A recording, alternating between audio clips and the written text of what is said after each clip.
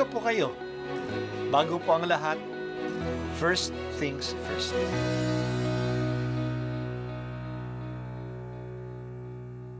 Good morning po. Sinisimulan po natin ngayon ang first things first.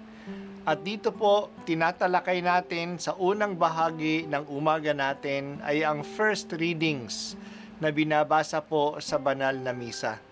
Ito pong tinatalakay natin kasi madalas po kasi marami na tayong alam tungkol sa gospel readings. Pero konti po ang nagsasalita sa first readings. Pero ang first readings, bahagi din po yan ng Biblia, ng banal na kasulatan. Kaya susubaybayan po natin ang mga first readings. Basahin po natin at kuminsan kailangan ng basahin ng 2 o 3 beses bago maintindihan kasi hindi po tayo familiar sa mga istorya at sa mga kaisipan na tinatalakay dito.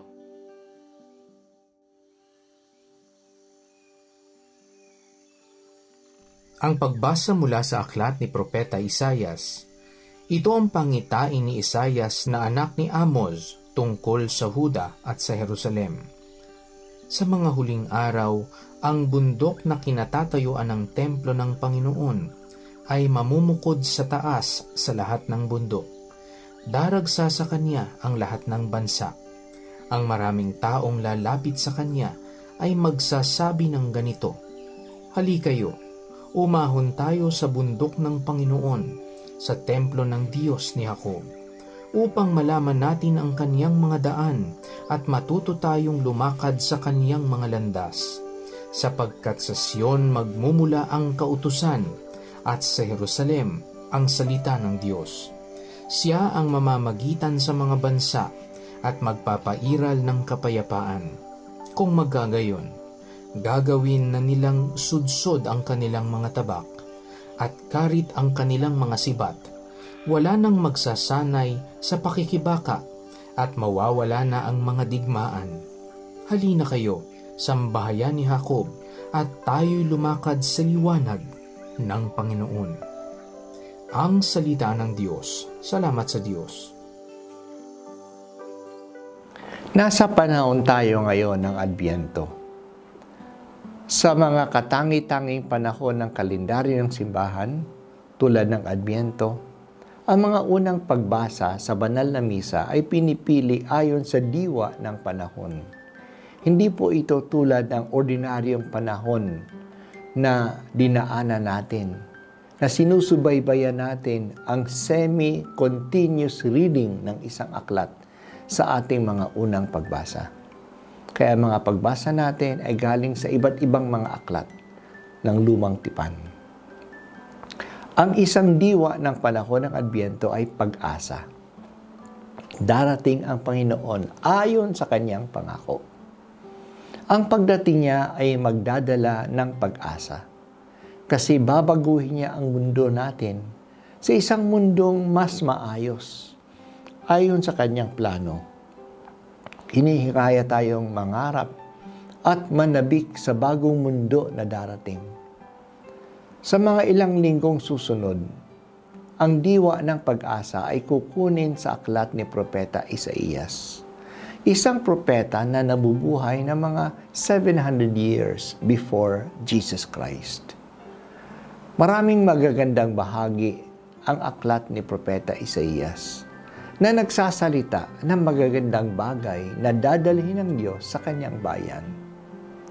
Kaya huwag tayo mawala ng pag-asa. Kumikilos ang Diyos. Yan ang sinasabi ni Propeta Isaias. Napakarami mga digmaan ang nangyayari sa mundo natin. Ngayon, sinasabi nga ni Papa Francisco na parang nasa Third World War na tayo. Pero hindi tulad ng dalawang nakaraang pandaigdig ng digmaan na ang labanan ay sama-samang nangyayari sa Europa. Ngayon, kalat-kalat nagdidigma at sabay-sabay ang nangyayari. Mayroon sa Europa, sa Ukraine, mayroon sa Middle East, sa Israel at Lebanon, mayroon sa Africa, sa Sudan at Central African Republic, may mga bantaring mga away-away sa South America, at patuloy ang digmaan sa Myanmar, sa Asia. Sawa na tayo sa digmaan. Kailan pa ba ito matitigil? Huwag sana tayong tumigil ng mangarap ng kapayapaan kahit na sa ganitong kalagayan. Ito rin ang pangarap ng Diyos. Sa ating pagbasa, sinabi ni Propeta Isaías na ito'y mangyayari sa bundok ng Panginoon.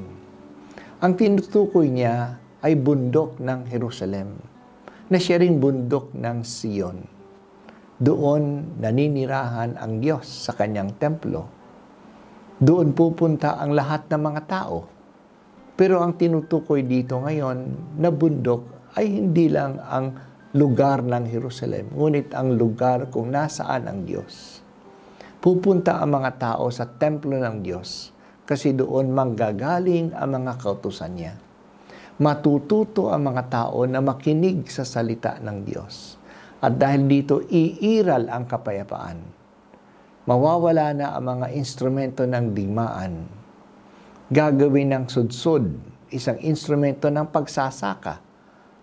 Ang kanilang mga espada at mga tabak. Ang kanilang mga sibat ay gagawin ng karit. Ginagamit yan sa pag-aani. Wala nang war games, mga pagsasanay para sa digmaan. Hindi gagastos sa mga pamahalaan ng malalaking pera para bumili ng mga armas at mga bala. Sa halip, gagamitin ang yaman ng bayan para magpagawa ng mga ospital at paaralan at punduhan ang mga sakahan at mga pabrika para may trabaho ang mga tao. Mangyayari ba ito? Oo. Mangyayari ito kung ang mga tao ay lalakad sa liwanag ng Panginoon. Kung susunod na ang mga tao sa salita ng Diyos. Mahalaga po ang gawain ng pagpapahayag at pagpapaliwanag ng salita ng Diyos. Ito po'y nagdadala ng kapayapaan at kaunlaran. Kapag nabago ang attitudes ng mga tao, mababago din ang takbo ng daigdig. Hindi pera o technology o armas ang magdadala ng kapayapaan, kundi ang mapayapang pananaw at ugali ng mga tao. Ang salita ng Diyos ay nagdadala ng ganitong panibagong ugali at pananaw. Kaya huwag tayong magsawang magpahayag at magturo sa mga tao sa wastong daan ng Panginoon. Habang umaasa tayo, sumisikap din tayo. Umaasa tayo na darating ang kapayapaan, magsikap tayo na pairalin ang kapayapaan sa puso ng mga tao. Kaya kailangan natin patuloy na ipahayag ang salita ng Diyos. Masaya kaming nagsisikap, Panginoon, na tumanggap sa iyong salita at nagpapalaganap nito kasi ito lang ang nagdadala ng kapayapaan.